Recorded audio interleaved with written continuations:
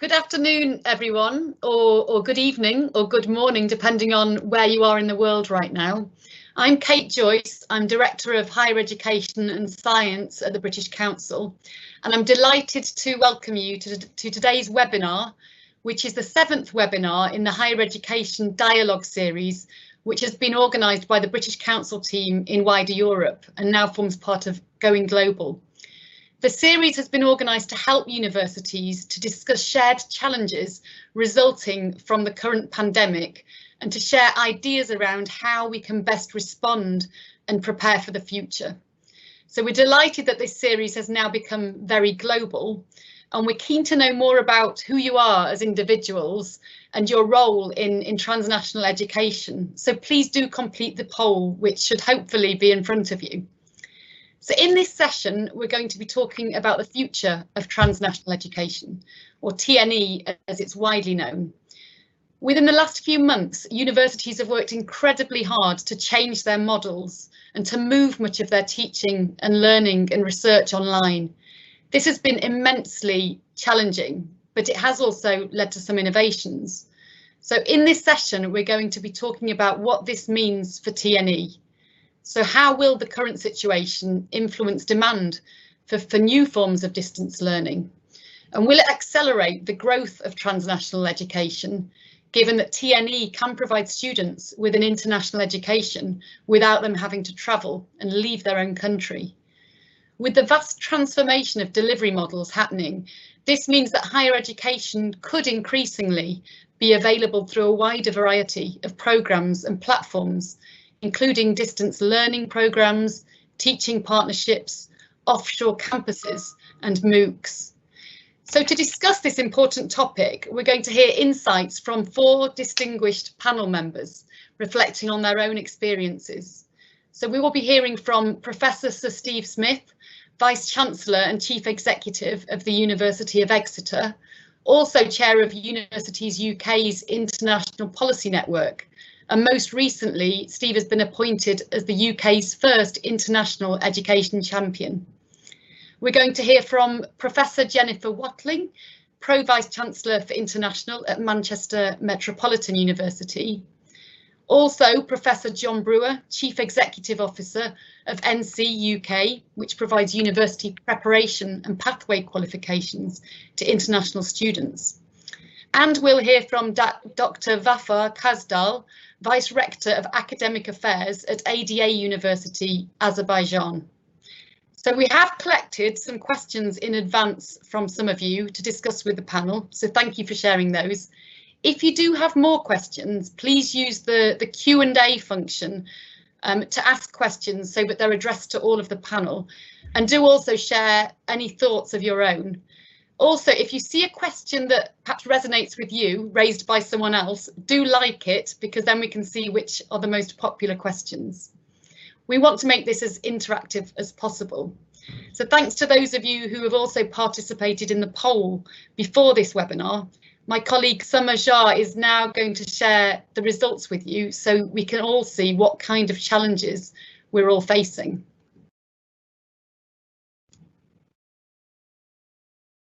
Okay. Thanks, Summer.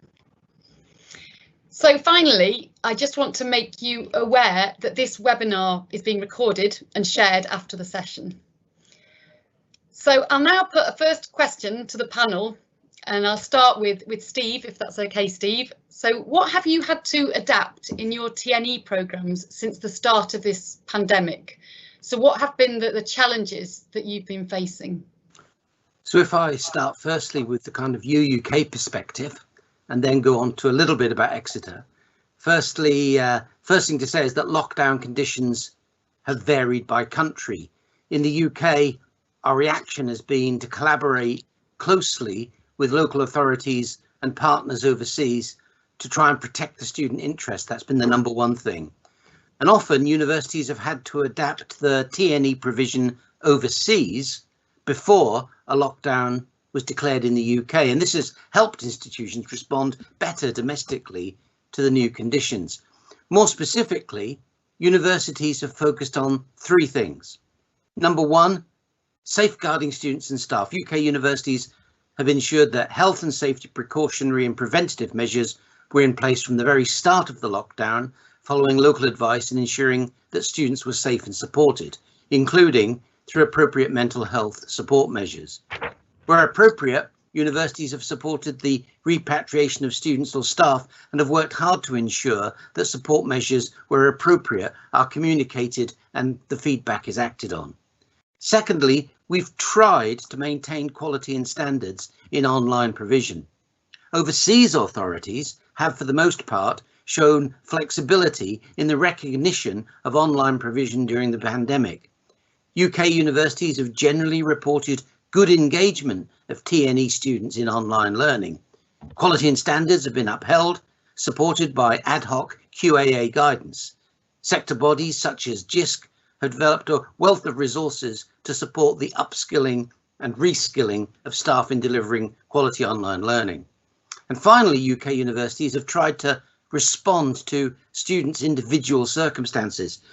UK universities acknowledge that a digital divide affects staff and students overseas differently depending on the location and their personal circumstances. Universities have shown remarkable flexibility in adapting policies related to assessments, extenuating circumstances, degree classification or fitness to practice to individual conditions. Many efforts have been directed to maintaining students' senses of belonging to an academic community under social distancing. Concerning Exeter, I think the key point we'd want to stress is that TNE is such a catch-all term, including a wide range of provision. For Exeter, the majority of our TNE is delivered through articulation pathways, so the impact is on the desirability to articulate to the UK and the nature of the programme they'll follow when they do. In that sense, these are the same concerns that all our new and returning students have, and which I know all institutions are thinking about. The willingness to travel to the UK and the ability to travel to the UK, the welcome they'll receive, their safety and well-being, and the nature of the blended learning they'll receive for at least the first term will be key. We're also keeping in close touch with those institutions from which students articulate, as well as with our key global partners with whom we have joint research and PhDs. That joint research work, of course, is affected, but we're working as hard as we can to carry on our planned activities through virtual means. Thanks. Thanks, Steve. That's brilliant. Really interesting to hear your perspective, both in terms of the whole UK. I know you have a role supporting the whole of the UK sector, as well as some specific adaptations you've had to make at the University of Exeter. I think probably most of what you said resonates with everybody, wherever they are in the world, about the need for adaptability and flexibility to new models, but particularly the importance of the safeguarding and students' well-being and mental health in this challenging time. You raised also some key points around quality, which I'm sure we'll come back to, as well as the recognition of online learning. And it'd be interesting to talk perhaps a little bit later about whether we see a future trend here in terms of more online learning being recognised in more countries. But thanks, Steve. I think we'll now move on to Jenny. If you could tell us a bit about your perspective from Manchester Metropolitan University. Thanks, Kate, and I'm really pleased to be here this afternoon participating in this particular discussion. I think Steve has already alluded to some of the points that I'm going to bring up, and I thought in my few minutes I'd make just a few general points about what we've had to confront as a consequence of the pandemic, and then just provide a couple of specific examples of what we've done at Manchester Met in response with our TNE partners. So following on from Steve, I think we all recognise the pandemic is global, but that the impacts have varied across countries and regions. And likewise, our TNE partnerships are not all the same. They vary in terms of the discipline area that we might be delivering programs in terms of the modes of delivery. They range from, as Steve said, articulation through to much closer sorts of relationships and franchises and validation, etc. So people in the audience will recognise many of these different models. And I think, this complexity has meant that we've had to, as a T&E partner, we've had to tailor our responses to the different needs of our T&E partners. And one thing that I think is really fundamental that's come out of this is that that complexity has really highlighted how critically important it is to have a very robust relationship with your T&E partners, a mutually supportive relationship where you understand each other and each other's needs and you can work closely together. And I think this particular time has probably really tested our partnerships and demonstrated to us exactly how good those relationships are in many cases. And I think just again, despite that variability, similar to what Steve outlined as being the UK response, we've had, I think, 3 principles that we've used in responding to the COVID pandemic with our T&E. The first has been absolutely the health and well-being of staff and students. That is really at the top of everything that we do. Secondly, it's supporting the ongoing delivery of quality learning experiences for those students. And I'm sure we'll come back to that. You've mentioned the quality assurance aspects of this, and I know people are interested in that.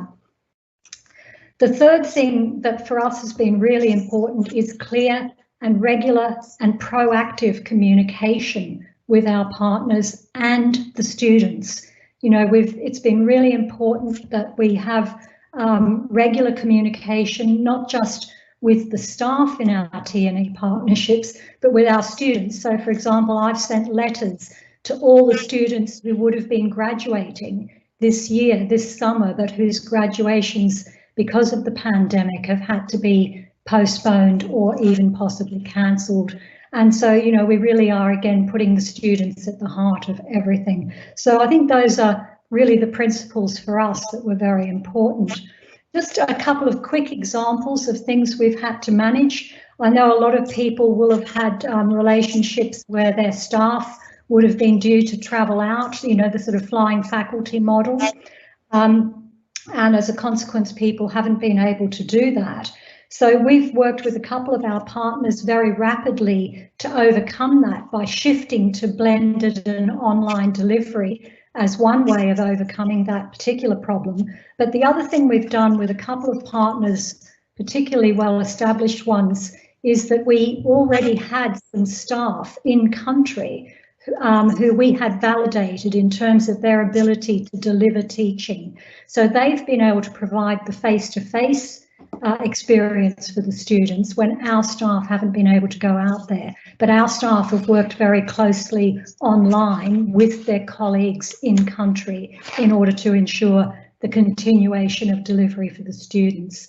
And just another quick example of something else a partner has done for us is that they've provided spaces when they haven't had total lockdown. They've been able to provide spaces where students have been able to study or undertake assessments when their own home circumstances have not been particularly conducive. You know, they may live in a very small flat with a large family or something like that.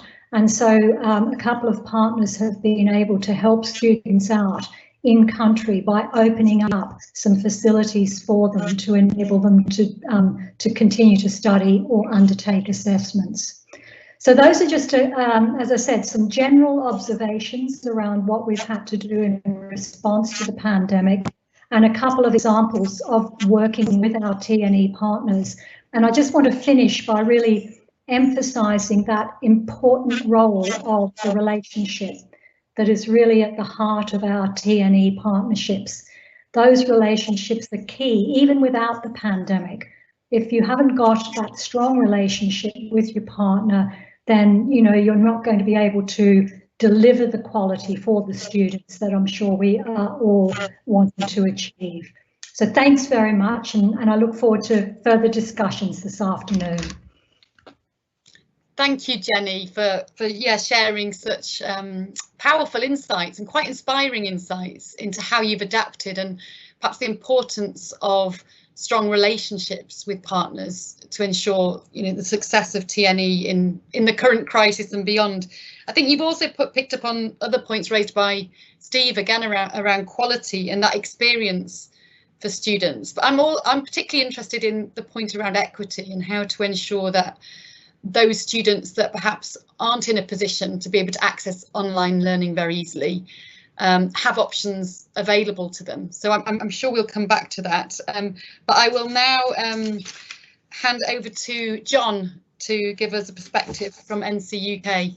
Thanks, John. Thank you, Kate. Good afternoon, everyone, or good evening, good morning.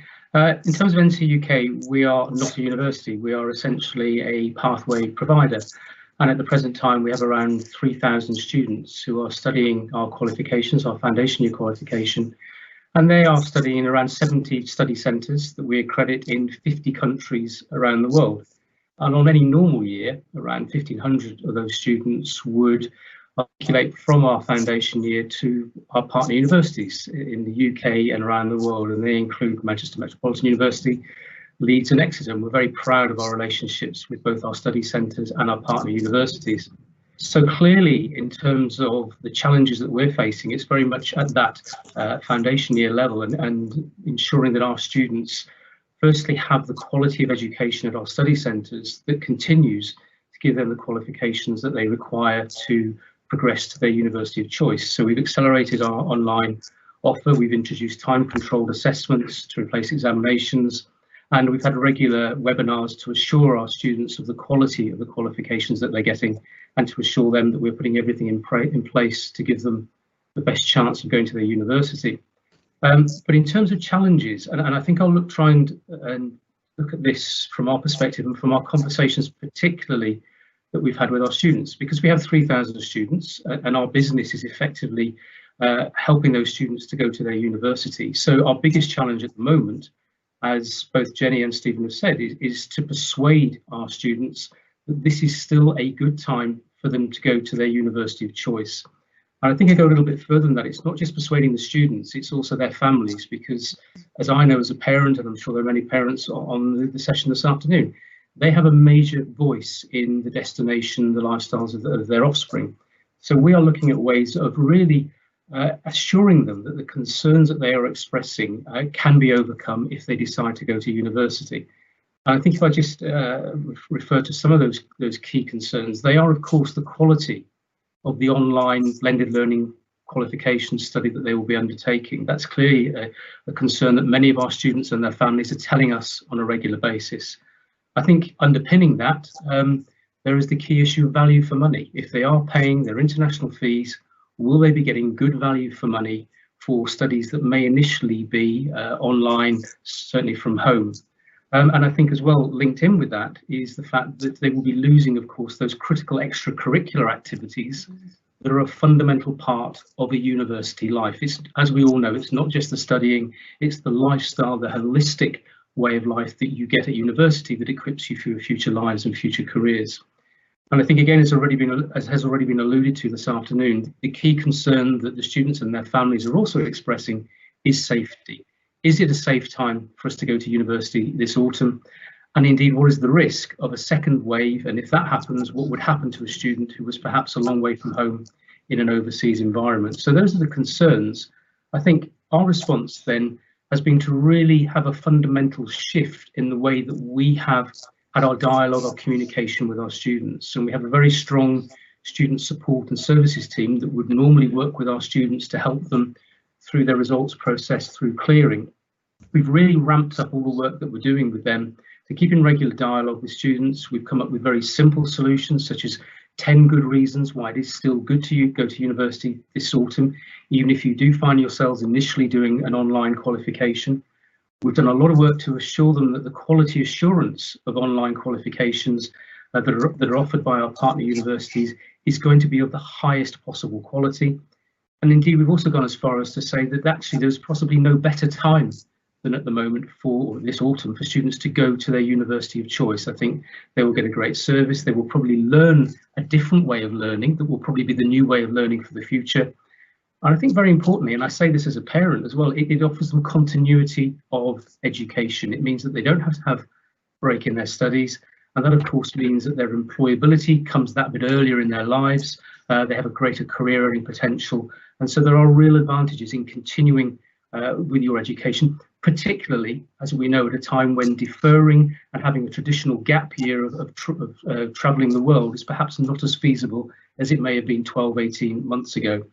And I think finally, there is clearly the fact that if they are at home doing some form of online learning to start with, there are savings in accommodation, possibly savings in travel, that will mean that when the time does come for them to move to a face-to-face teaching environment, they can still continue their degrees, they can still graduate.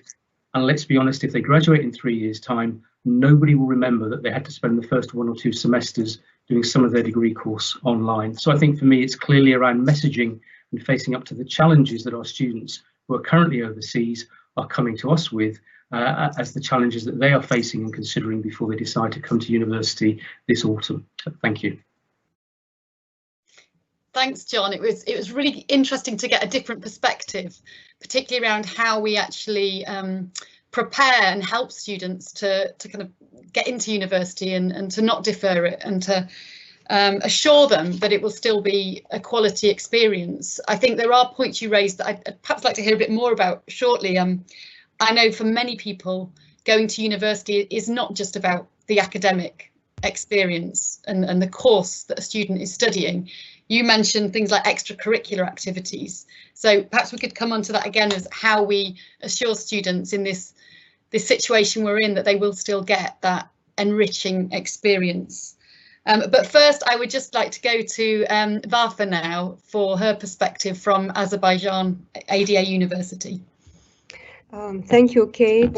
Thank you, colleagues, and all those participating at today's discussion. While I am listening to my colleagues and observing this whole, their speeches, their comments, I also think to myself that today's topic is about transnational education and where it is moving ahead.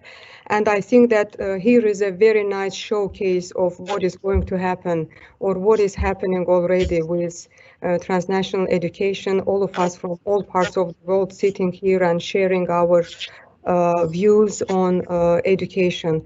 This is probably a very good example for that. I'm very happy that ADA University is represented today, and for 2 main reasons. One is it is one of the best practices in this part of the world in terms of a very well established transnational education model. Even though it's a young university, it's quite experienced, and in terms of transnational education, as I said, it has quite a rich experience. And the second reason why I am happy that today ADA is represented in this specific panel is that I think we have shown another good practice of transiting to online education in a very short period of time, and quite effectively. Of course, a lot of homework has been done before that, and a long time ago. We have been always investing in technology, and technology has been part of our pedagogical philosophy and educational philosophy ever since the day of its establishment. But as I listen to the main principles or to main objectives of my colleagues when switching to online education during the pandemic, I think the education has never been as global as these days. And the challenges we have all experienced and the objectives that we all pursued, I think, have been all the same. Therefore, I will not tell new things here because for us, for ADA, I took note of what you mentioned, and for us, for ADA, it has been the same. Number one was the safety of our students, safety of our faculty, and safety of our people in general, ADA people. And number two, academic continuity, but not only academic continuity,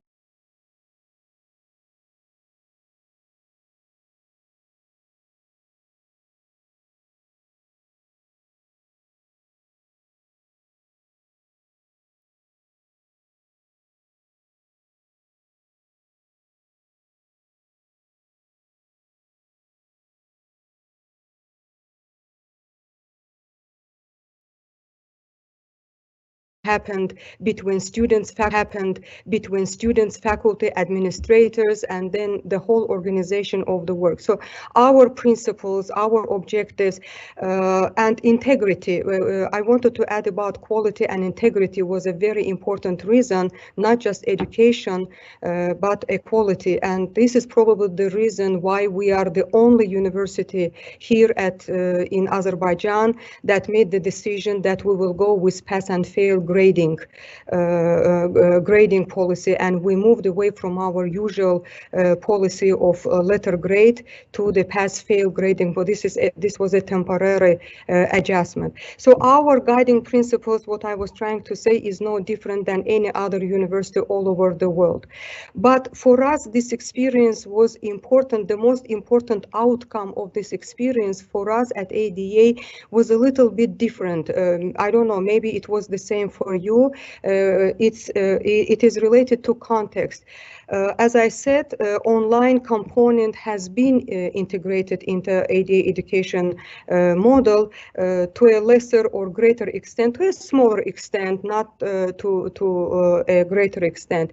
But this experience, in fact, helped us to dispel doubts and allay fears of online education. To me, this was the biggest discovery, to see that we should not be afraid of online education, and there are many benefits. And I want to stress here the role of students. Yes, it is also about faculty who are always resistant to changes, novelties, and especially when it comes to faculty. And I was always surprised that even faculty who got their PhDs from known universities in US, in UK, they were resistant to online education, similar to those who studied or did their PhDs here locally. And the students have always been resistant. And I see the greatest value of this transition in the thing that these fears, these doubts about online education, that it can be quality and it can provide us with many benefits that we have never thought before, I think it has been the greatest outcome of this experience. And this helped us to develop new principles that I believe will help us in future to adapt to transnational education. And I want to name of them is that online education or distance education can in fact be very complementary from many aspects, complementing national education with international education, complementing local faculty with international faculty, students here with abroad. It can enrich students' educational experience to a great extent. It can make the education more accessible and more affordable. It can make the education model more sustainable, and it can probably take the education to a new level from transnational to a global one. And I don't know, maybe a new global type of education models will come up as a response to transnational. I don't have an exact answer to it yet, but I think the universities will now be thinking more along that line. And these principles are now guiding us in adapting to future transnational education.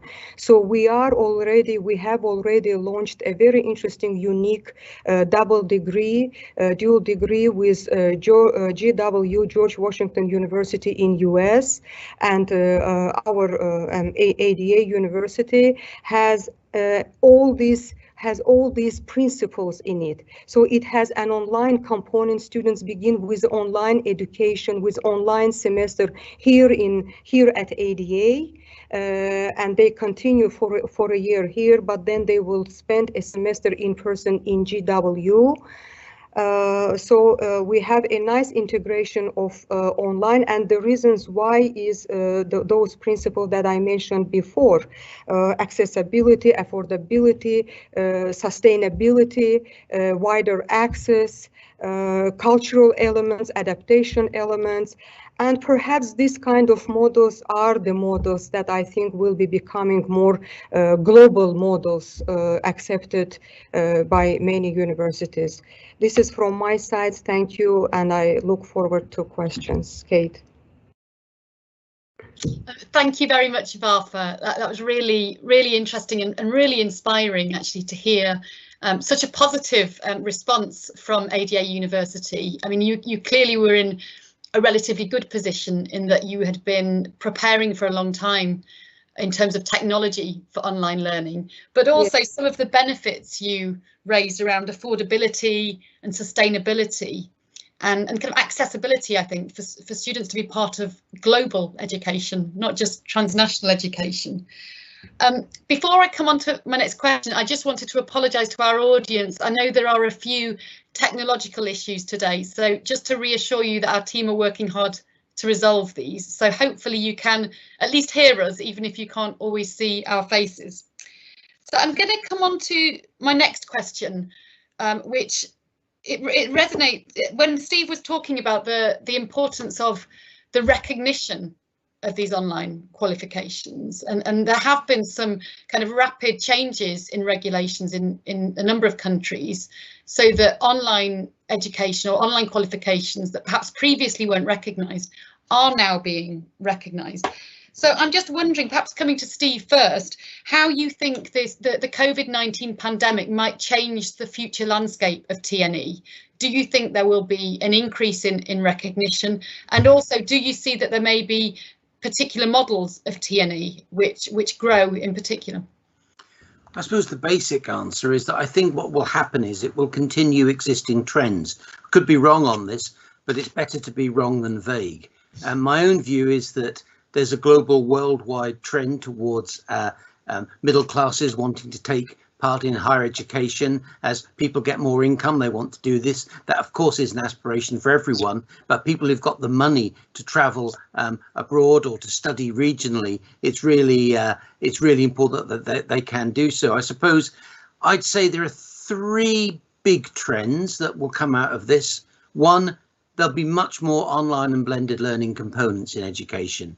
You know, the large expansions of distance learning provision across borders, students continuing their studies from home in their countries of origin. It's proven that that kind of provision can actually meet students' expectations. So as recognitions of distance learning and digital literacy improves, more online and blended elements will be incorporated to existing and new TNE programs, in the process, of course, helping significantly to widen access to underrepresented groups such as minorities, women or mature students. Second, I think there'll be more intra-regional mobility.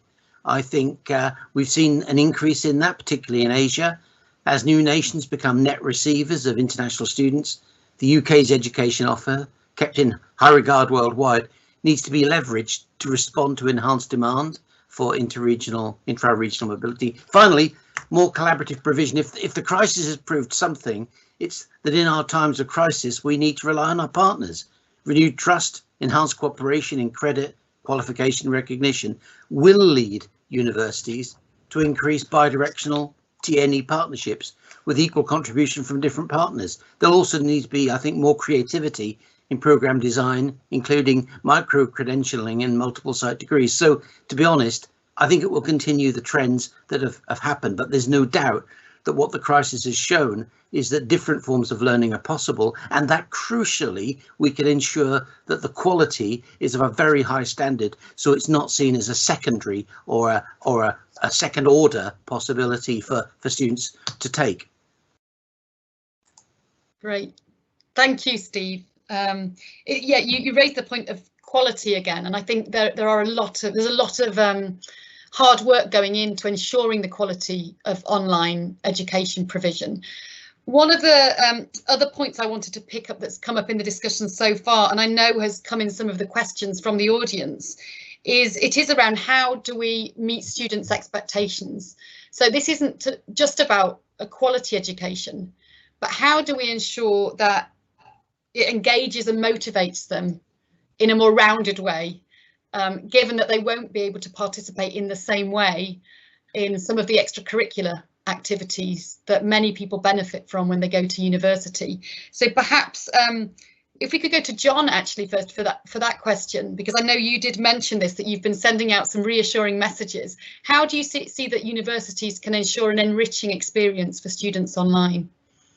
There's no easy answer to that, Kate. I think clearly if you are not on campus, and I'm sure many of us can remember back to our university days where being on campus and taking part in the clubs and societies, sports teams and so on is very much part of that fabric of university life. So if that goes, then clearly we have to try and meet that expectation with something else. Now, I suppose today's generation of students is much more used to interactive work online with their friends. I know my daughter's at university and spends a lot of time with her clubs and societies, but actually doing it on an online basis. So I think it is beholden on the universities to try and, wherever possible, instill that collegiate community feel through different methods. But it won't be easy, and I think we have to recognise that fact. And there is no substitute for taking part in an art society or representing the university in a soccer match or a rugby match if you're not physically on campus. So I think we do have to be aware of that. But I think going back to Steve's point just now, if we have the right quality of education, then that will help to offset some of that loss of the extracurricular activities. And I was certainly involved in, about 5 or 6 years ago, developing an online master's degree in strength and conditioning at one of my previous universities, and that was very much a sort of a shaky camera in the back of the gym in the lecture theatre, which produced some form of education, which was actually quite popular. But I think we've moved way beyond that into an era where we can really get good quality interactive teaching and learning online. And I think it's so important that we do that, because first and foremost, that is what students are really after. I think what we'll also start to see is a trend for students, instead of perhaps doing a 1+2 degree, moving to do 2+1, and actually just spending a slightly shorter amount of time away from home, where again at the end of their degree they can still experience that more holistic part of university life. But I think we have to be realistic and be honest that if you are living from home and doing much of your degree on an online distance-based learning way, it is a very different experience to one where you are in a hall of residence on a campus, and we have to accept that and do our very best to mitigate it. Great, thanks, John. I'd also like to bring in Vafa for this question, because I know that, Vafa, you did talk about the benefits of TNE models and distance learning models and the benefits to the students. So I'm wondering on what your view is on this, around how to make the kind of online experience as enriching as the offline experience of education.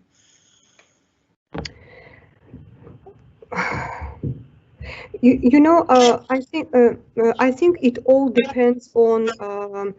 I mean, I would agree with John that to the extent that is possible, we have to keep the both. I mean, the campus experience will never be replaced by online experience, because it's a different experience. But to me, the foundational purposes, the foundational goals, this is what matters.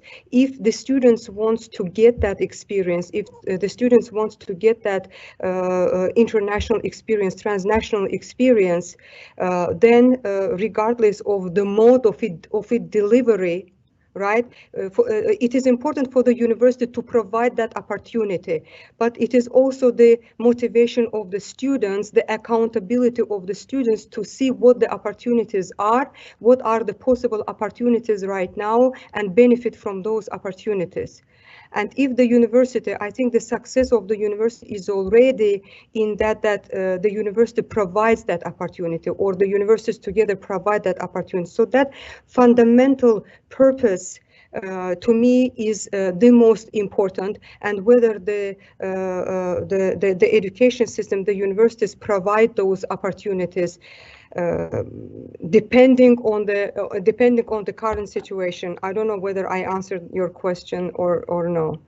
But here is a lot of, it's not only about administrators, it's not only about faculty, it's not about people who run, but it's equal responsibility and equal accountability for the students, and to understand what they need, what they want, and from what they can benefit in the current situation and in the current realia. Thanks, Vafa. And yes, absolutely, you responded to the question, and I think you also raised the point there, perhaps, I don't know if I've heard it on the call earlier, but about accountability. And so I guess my next question, I'm interested in how TNE partnerships are embedded in universities within leadership and where the accountability sits to ensuring what makes a successful TNE partnership, and are we seeing a change in approach to these partnerships as a result of the pandemic, perhaps more resource put into them? And perhaps Jenny, if I could start with you, because I know you talked a lot about the strength of the partnerships between Manchester Met and your partners.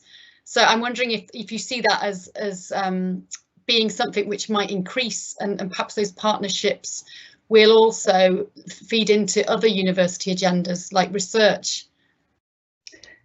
Thanks, Kate. And I think certainly for my university, at any rate, TNE has always been a part of our internationalisation strategy. And I'm assuming that that's probably the same for many other universities. And I think that perhaps what might happen as a consequence of the current situation is that people might review the nature of the TNE partnerships that they engage in, the online and the digital opportunities. You know, technologies now provide different opportunities for developing TNE partnerships.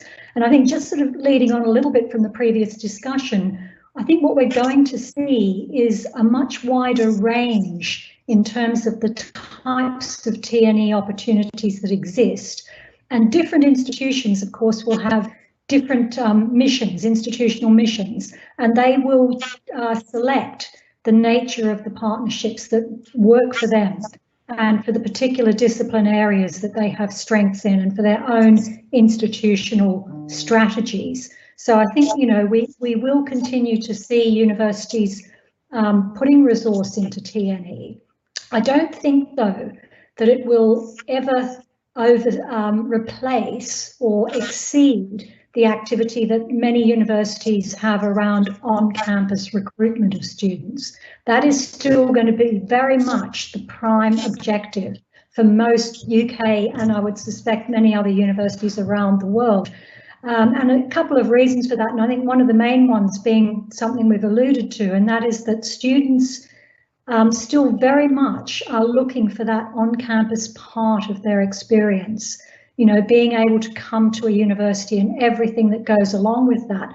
And I would add that it's not just the university, but the city and the country in which the university is located. That's also part of the experience for many international students when they travel in order to study. So I think, you know, TNE, as I said, it's definitely going to continue to be an important part of university strategies, and that it will just, I think it will just expand in terms of the variety of TNE partnerships that we're going to see.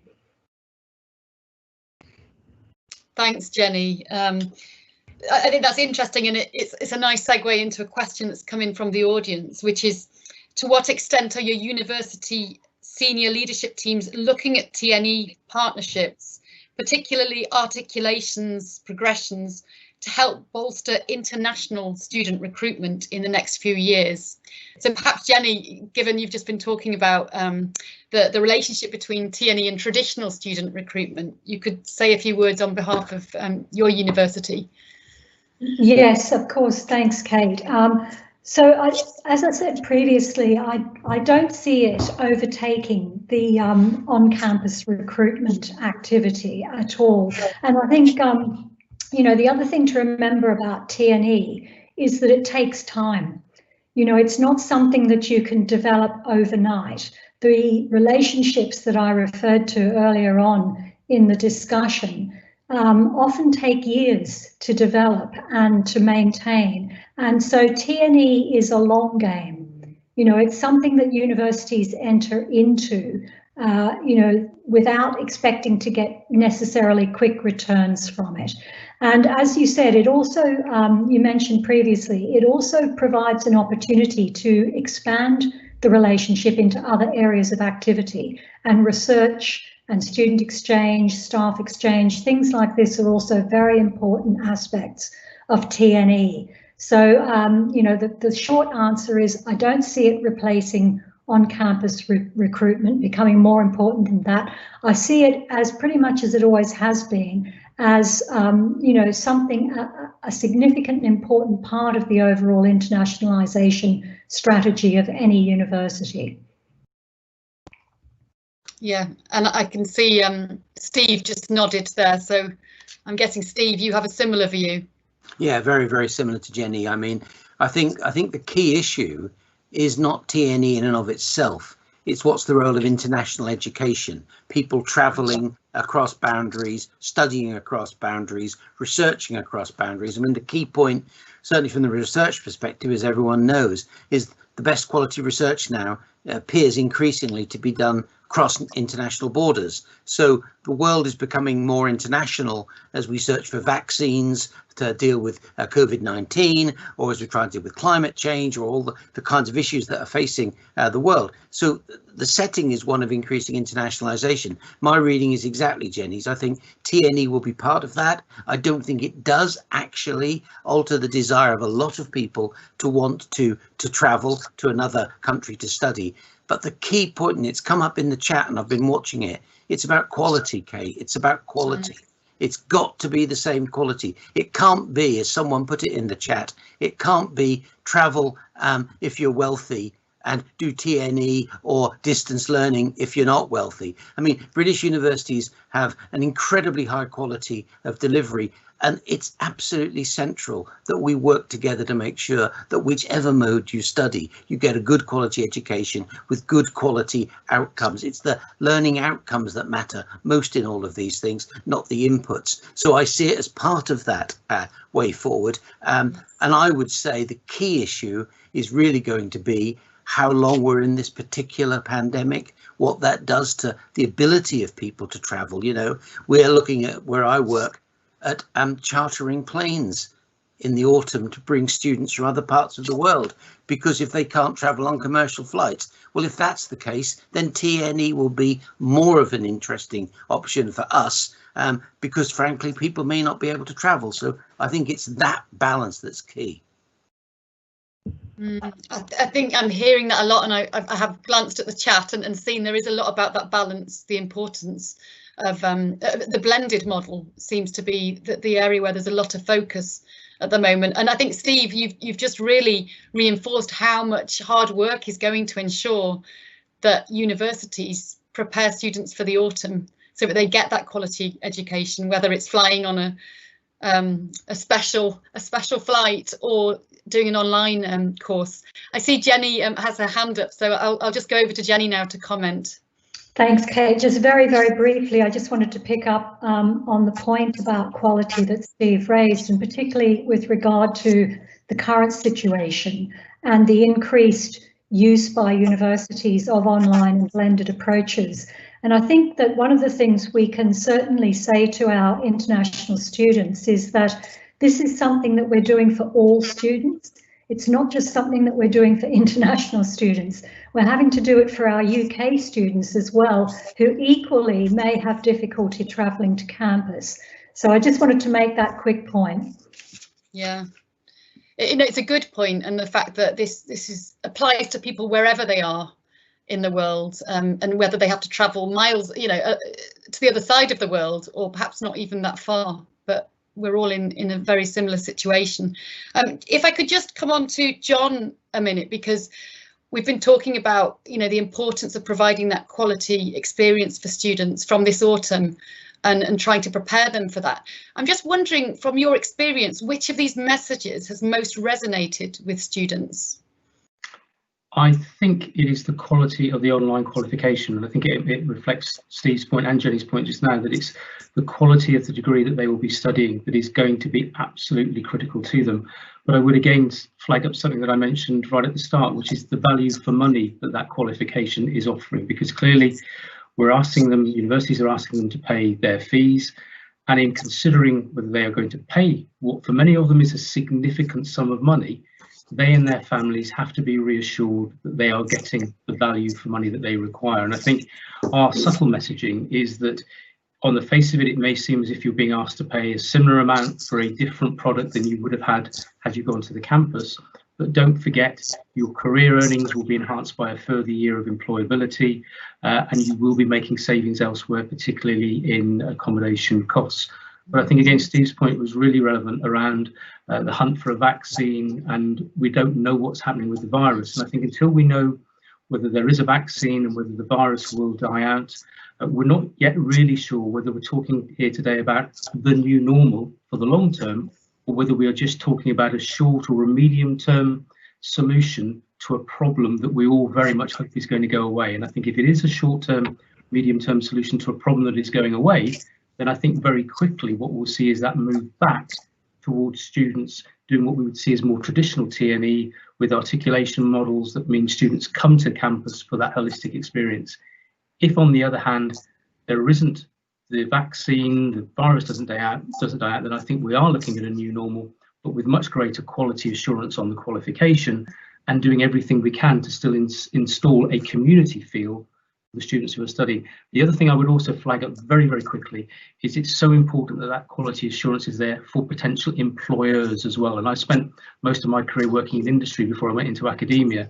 And I know, having interviewed many young people, often for their first jobs, the quality of the qualification, the quality of the university that they have come from is something that employers will always be looking at. So we have to make sure that any form of online delivery still carries the same academic currency as a more traditional face-to-face qualification. Yeah, that's a very good point about the importance of considering employers and what they're looking for and their expectations. It's interesting that you see this as perhaps temporary, you know, the focus on more distance or blended learning.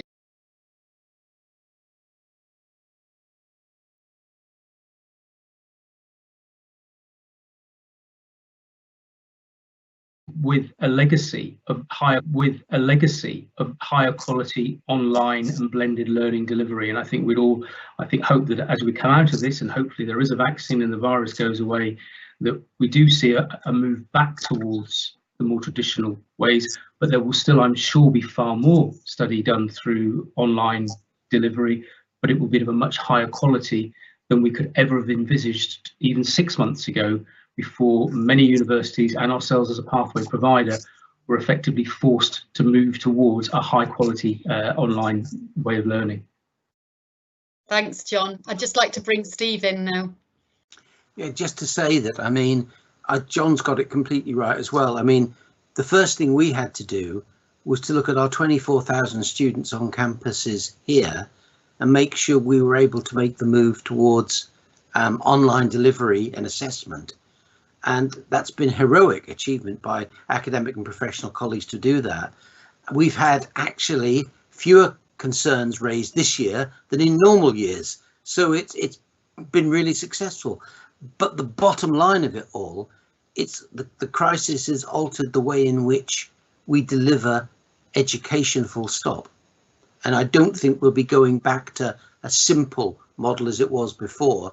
I mean, we're planning for the autumn term for all lectures to be online, even if we're able, as we expect, to be on campus. I think we'll be moving much more towards blended, which actually means distance learning, TNE, progression routes and campus education all merge more than they did before. But the key is it's got to be the quality, because if it isn't the quality, it's not really able for the UK to maintain the position that it's always held as a high quality educational system. Yeah, no, it's interesting that I've heard this a number of times, that actually we're not seeing completely new developments here. We're seeing an acceleration of things that were already starting to change, you know, more TNE programs, more blended learning. And I just would like to bring in Vafa now, because Vafa did talk about the preparations that ADA University had been making over a number of years to improve technology and to improve the online learning for students. You also talked about the strength of your partnerships. I think you mentioned, was it George Washington University? Right. So just to slightly take a different angle to this conversation, is if we're seeing an increase in these kind of partnership models, what are those success factors? What has really made those strong partnerships? And have there been specific challenges that you've had to overcome? Thank you, Kate. Well, I also want to touch upon the question of quality, and this is the reason why I mentioned that the biggest takeaway from us as ADA from this experience was that you can provide online education, quality online education, right? Quality is a fundamental issue, is a fundamental goal. And online and traditional, these are two different modalities. I think if you can provide a quality education in traditional in-person teaching, you should be able to provide the same quality education in online modality. So this is very important for us as well. When it comes to the partnership question that you ask about partnership, I think online element, in fact, adding the new online element to that partnership was one of the factors that make this new kind of partnership successful, because we have been thinking a lot whether the students should spend entire year at GW. You know yourself that it requires more costs, more finances, more human resources managing this whole thing. And then it's also a matter of adaptation. So we thought that adaptation, not only in terms of to the new environment in US, but also adaptation to new type of program, requirements of the program. So that's why we thought that starting with online semester here in at ADA, but taking classes, as I said, remotely from GW would be a good start, and then allowing our students exposure to the education system, to the classes at GW a little bit later when they have the experience. So I think these are all the elements, and then different exchanges, research partnership between their faculty and our faculty. This partnership has many multiple objectives, purposes, and again, the online element is also a significant component of it that made this agreement possible.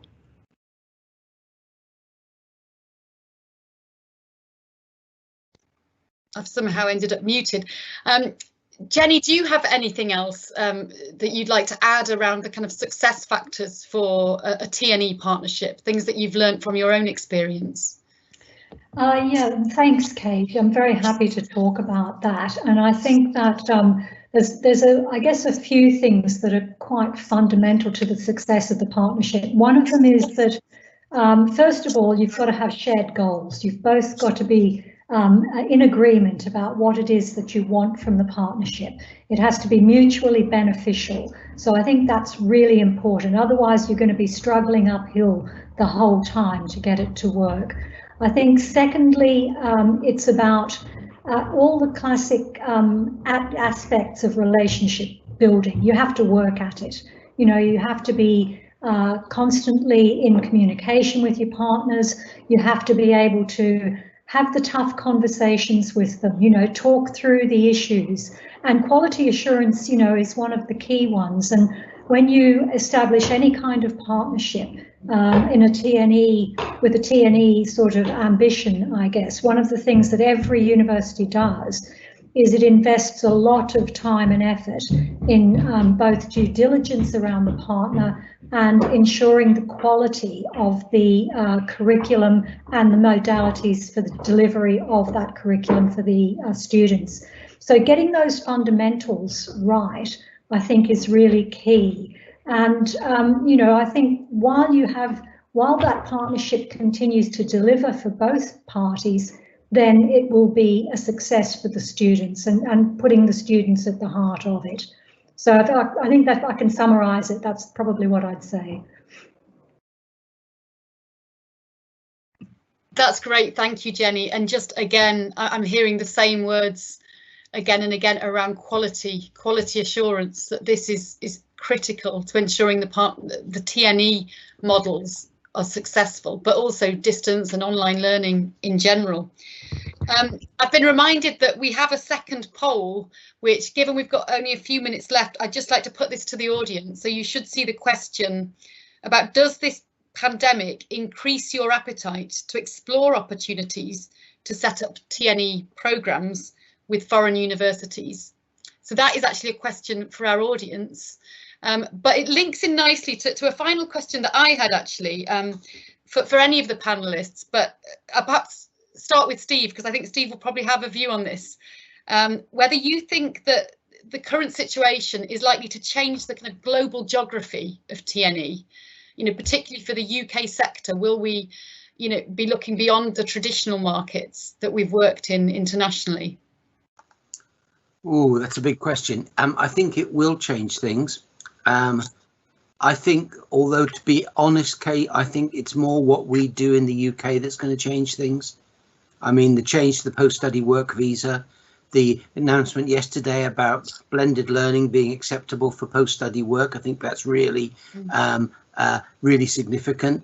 I think the big change is the one that the other panelists have talked about. It's the fact that the world we're moving into is going to be more blended. And if it's more blended, it therefore prevents a stark binary choice between travelling and TNE. And my gut feeling is that more people in the world will want education. They'll want to work with the best institutions for them, wherever they are in the world. That could be locally, it could be in partnership, it could be travelling. But I think that surge, that urge even for education is so central to human development that my view is TNE fits into it. But the core is we've got to ensure that whatever we do there is of the highest possible quality. Otherwise, we get a kind of a political economy of education, which would be very damaging. But the underlying trends, I think, are the absolutely key things. Different markets will come and go, but the trends are towards greater international participation, both in research and in education. Absolutely. Thanks, Steve. I'm seeing kind of nods from the other panelists. So before we close, I just wonder if anyone wants to make any other final comments. I think we're all in agreement with Steve's final point there. And I'd just like to really thank you for participating in today's session. I think it's been a really rich and interesting discussion. A particular thanks to our panelists for sharing their own insights and experiences, you know, making such brilliant contributions. But also a big thanks to our audience globally for joining. And I hope you will join us again for our next session, which is the same time next week. It's at Wednesday, the 24th of June at 2 p.m. UK time. And the topic will be, how can universities support their academic staff? So how can universities support their academic staff, you know, enabling them to not only rise to the current challenges, but also to prepare them for the future. So I'd just like to again thank our excellent panelists and also to thank everyone for joining today. Thank you. Thank you.